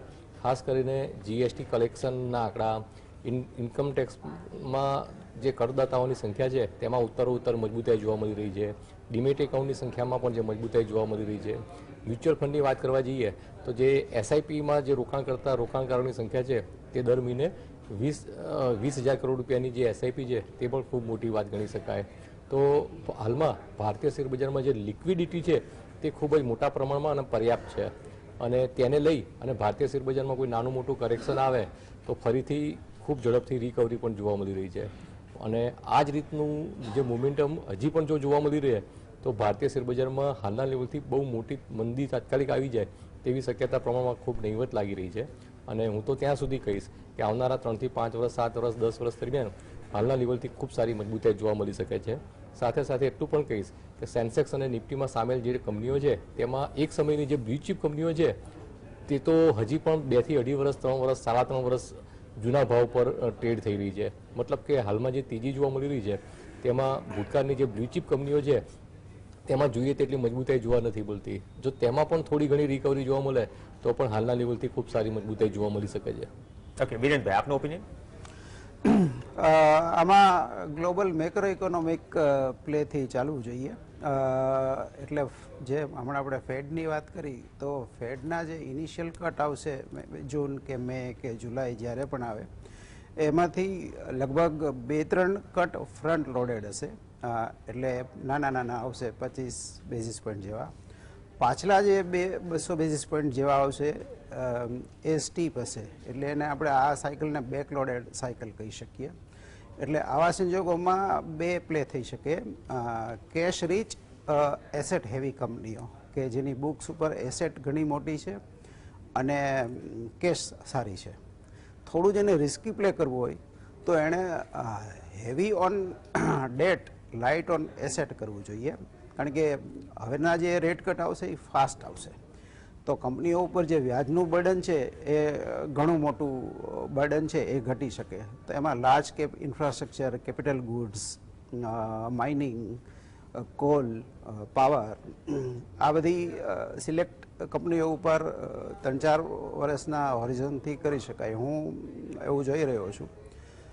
અને બીજું કે પર્ટિક્યુલર માઇનિંગ અને સ્ટીલ, આ 2 સેક્ટરમાં, ખાસ કરીને માઇનિંગમાં અત્યારે વર્લ્ડ વાઇડ બૂમ છે. યુરોપમાં, ઓસ્ટ્રેલિયામાં, બ્રાઝિલમાં એક mining stock life time high ઉપર કદાચ છે, કારણ કે હવે 2 ઇવેન્ટ હજી બજારના ધ્યાનમાં નથી આવી એ એવી છે. એક તો ગાઝા યુદ્ધ વિરામ, તો ત્યાં ઘણું ઠીક રિકન્સ્ટ્રક્શન થશે. બીજું કે યુક્રેનનું પીસ ડીલ જ્યારે પણ થશે ત્યારે નિયરલી $1 ટ્રિલિયન જેવું રિકન્સ્ટ્રક્શન આવશે, રીબિલ્ડિંગ. એટલે મેસિવ બૂમ તમે કહી શકો. એ સિવાય ચાઇનાએ જે સ્ટિમ્યુલસ આપ્યા છે અત્યાર સુધી એ બી ટેરિફિક સ્ટિમ્યુલસ છે, જેની બેક ઇફેક્ટ જ્યારે આવે, લેગિંગ ઇફેક્ટ જેને આપણે કહીએ, તો સેકન્ડ હાફમાં આપણને કદાચ ચાઇના બી થોડું બેટર જોવા મળશે. એટલે આ બધું તમે જુઓ ને તો આપણે કોઈક એવા પોઈન્ટ ઉપર છીએ જેને આપણે સ્વીટ સ્પોટ કહીએ કે આપણે બધી રીતે બે હાથમાં કેળા પેલા બે હાથમાં લાડુ છે એવું આપણે કહી શકીએ એ સ્થિતિમાં છીએ. અને જ્યાં સુધી આ નવેમ્બર ઇલેક્શનનો ફિયર છે, ઇમેજિનરી ફિયર જેને હું કહીશ, કારણ કે સરકારો તો આવતી રહે ને જાતી રહે, ઇકોનોમી ચાલતી રહે, તો એ સંજોગોમાં સેક્ટરલ રોટેશન કરવાનો લાભ મળે.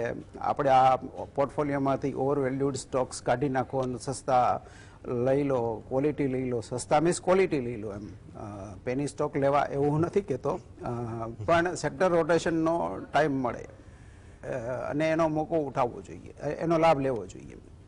ઓકે, એક થોડોક વચગાળાની જેમ એક વચગાળાનો સવાલ પણ છે. આજે મફત અનાજ આપવા વાળી વાત છે, એ કદાચ થોડી રાજકીય મજબૂરી પણ ક્યાંય ને ક્યાંય અંશે બની રહી છે કે શરૂ કરવું છે તો બંધ કઈ રીતે કરવું. ઇલેક્શનને જોડી નથી રહ્યો, પણ જે રીતે ક્લાઇમેટ ચેન્જ થઈ રહ્યું છે, આ સિઝન આપણે ઓવરઓલ જોઈએ, જે જીરાની સ્થિતિ છે, આપણે ગુજરાતની વાત કરીએ કે પછી જે ઘઉંની સ્થિતિ છે, આપણે બહુ લાંબો સમય નથી તો કે એસ્ટિમેટ કરતા ઓછું ઉત્પાદન થયું હતું, કેમ કે ગરમી વહેલી શરૂ થઈ ગઈ અને એમાં આપણે અચાનક જ એક્સપોર્ટ બંધ કરી ખટારા કંડલા બંદર પર રોકાઈ ગયા. તો આ પ્રકારની હું અનએક્સપેક્ટેડ નથી કહેતો, પણ એ બધી જ જે ગણતરીઓ છે, જ્યાં સુધી ફૂડ સેફ્ટીના હિસાબથી, કોમોડિટી માર્કેટના હિસાબથી, સપ્લાય ચેનના હિસાબથી, એ કેટલી અસર કરશે અથવા તો એના માટેની તૈયારીઓ કઈ પ્રકારની જોઈ રહ્યા છો? આ તમે જે પ્રશ્ન કર્યો એમાં સૌથી એક વસ્તુ હું ધ્યાન દોરીશ કે ચાલુ વર્ષે સૌથી મોટું જે ચેલેન્જ છે ગ્લોબલ ગુડ્સ ફ્લો, માલની પરિવહન ઉપર, તો એ મેરીટાઈમ સિક્યુરિટી, મેરીટાઈમ રિસ્ક છે. જેમ કે સુએઝ કેનાલમાં અત્યારે જે આપણે જોઈ રહ્યા છીએ, $800 કન્ટેનર ફેબ્રુઆરીમાં ચાલતું હતું, સોરી આ ઓક્ટોબર નવેમ્બરમાં, અત્યારે $3300 થઈ ગયું છે.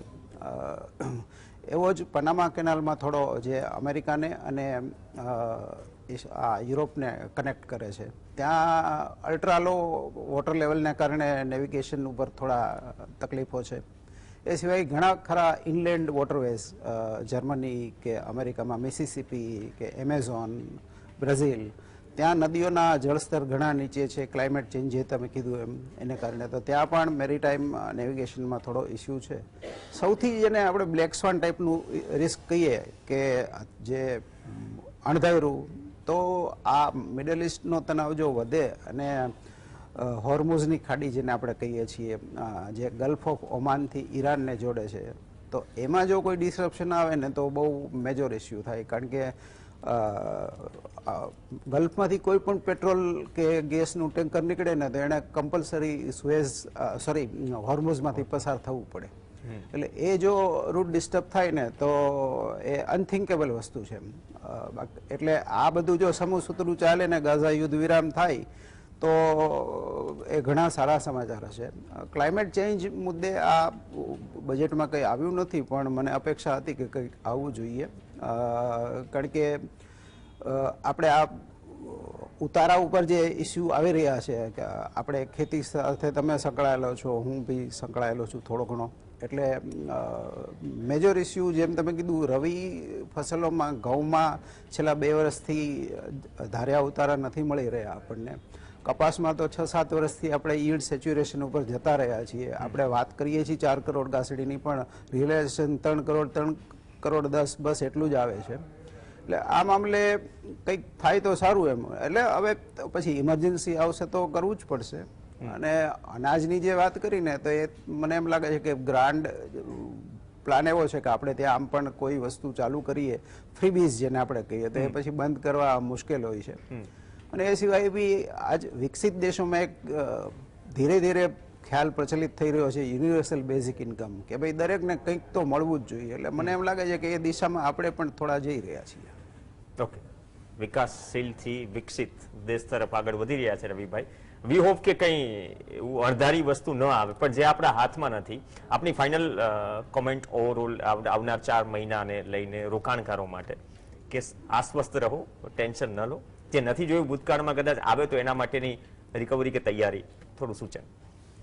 તૈયારી તો મીન્સ કે આપણી છે પહેલેથી છે, અને પર્ટિક્યુલર વિકસિત દેશ હોય અને જે પણ દેશો આજથી 3 ટ્રિલિયનથી 5 ટ્રિલિયનમાં ગયા છે, એના જે ઇક્વિટી ઇન્ડેક્સ છે, એ જાપાન હોય, એ ચાઇના હોય કે યુએસ હોય, તમામના ઇક્વિટી ઇન્ડેક્સમાં 10 થી 16 ટાઈમ્સ રિટર્ન આવ્યું છે. આપણે આટલા મોટા રિટર્નની આશા ના રાખી શકાય, કારણ કે ઓલરેડી આપણે 2 to 3 ટાઈમ્સ થઈ ગયા છે. બટ યસ, બેઝિક થોડું રોટેશન પર ફોકસ કરો. આઈ થિંક કે જે મેં આગળ પણ જણાવ્યું હતું કે માર્કેટના વેલ્યુએશનમાં શું હોય છે કે લાઈક કોવિડના પહેલા, કોવિડ એક અણધારી ઇવેન્ટ હતી, પણ એના પહેલા 2019 ઓક્ટોબરથી લઈ ફેબ્રુઆરી 2020 તમામ લોકોને, તમામ એનાલિસ્ટને એટલું મોટું રોઝી પિક્ચર લાગતું હતું ને અણધાર્યું કોવિડ આવી ગયું તો તમામ જે એનાલિસ્ટ હોય કે જે લોકોએ યુએસના ટ્રેઝરી માર્કેટ, બોન્ડ માર્કેટ કે કંઈ પણ એમનાથી મિસ થયું હતું એ લોકોને પ્રિડિક્શન ના થયું કે આ શું થઈ ગયું, ને માર્ચમાં એક અણધારી બહુ મોટી મંદી આવી. તો ઓલવેઝ શું છે કે હવે કેવું છે કે અત્યાર સુધી જે જહાજ જતું હતું એક જ દિશામાં જતું હતું, હવે જે જહાજ છે એમાં હવે આગળ પવન ફૂંકાવાનો સ્ટાર્ટ થયો છે. એટલે હવે તારે શું કરવું પડે કે તમારા જે સેલ છે એને તમારે એડજસ્ટ એ વિન્ડના આધારે કરવું પડે. એટલે હવે શું છે, અત્યાર સુધી એક દિશામાં જે છે આપણે જે વહેણની દિશામાં જતા હતા એટલે ગમે હોય તરી જતું હતું. હવે આપણે સામા પાણીએ ચાલવાનું છે. એટલે તમે સામા પાણીએ જે લોકો સ્વિમિંગ કરતા હોય એને ખ્યાલ હશે કે કઈ રીતે કેટલી તકલીફ પડે. હા, 4 મહિના આ સામા પાણીએ ચાલવાના છે. જો મજબૂત હશો તો ટકી રહેશો, ડેફિનેટલી ટકી રહેશો. અને જો તમને ખ્યાલ તરતા આવડતું હશે તો તરતા આવડવું જરૂરી છે. માર્કેટમાં ઓલવેઝ એવું માઇન્ડમાં રાખવાનું છે કે ગમે ત્યારે કોઈ ઇવેન્ટ હેપનિંગ થાય, ના આવે તો ડેફિનેટલી તમે બાઇંગમાં છો, તમને પ્રોફિટ અણધારો મળશે, ધારા કરતા વધારે મળશે.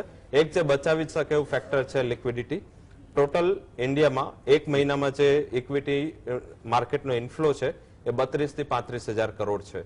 એ કઈ રીતે છે, તમે જે પીએફના PPF, insurance, banking, mutual fund, SIP, HNI investment, PMS સાથે હવે એઆઈએફ, આ તમામના મોટા ફ્લો ઇક્વિટી માર્કેટમાં આવે છે.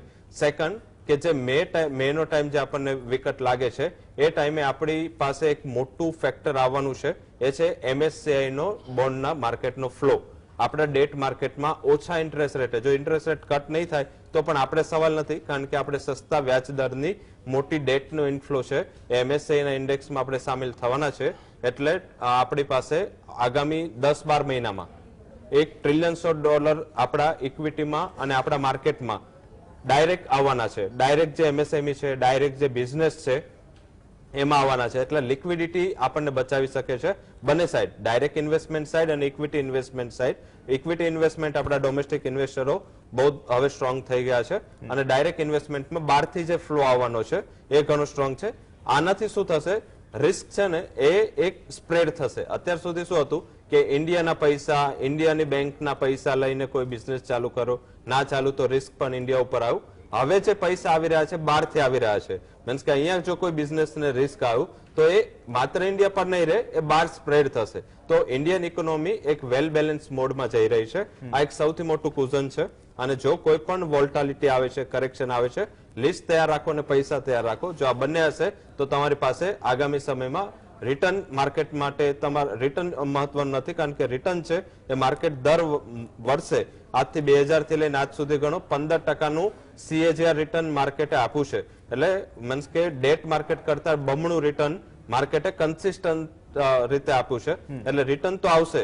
મીન્સ કે જો પીચ પર ટકશો તો જેટલા બોલ આવશે તમે ફેસ કરો. જો વિકેટ ખરાબ હોય તો એને પેલા પીચને જાણો, પીચની ખ્યાલ આવી જશે તમને તો 4-6 તો પછી લાગવાની છે. પણ અત્યારે પીચ પર ટકવું મહત્વનું છે. ઓકે, તમે કહ્યું કે સામો પવન છે પણ પાણીમાં રો, અનએક્સપેક્ટેડ કંઈ આવશે તો કદાચ જેમ સારા દિવસો છે એમ કદાચ થોડાક ગુલાટ પણ મારે. એ ઘણી રાજનીતિ ચાલી રહી છે તો કદાચ એ પણ પરિસ્થિતિ છે. પણ આ બજેટ હતું, આ બજેટની અસર દરેક વર્ગ સુધી કઈ રીતે પહોંચે છે એક વાત બહુ ક્લિયર હતી કે એટલી મોટી રીતિ વિશે કોઈ નિર્ણયો નથી કે કોઈ જાહેરાત નથી.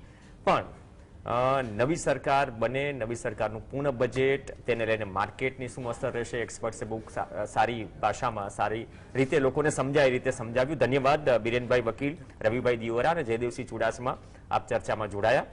આ સાથે જ ચર્ચામાં હાલ બસ આટલું જ. એક બ્રેક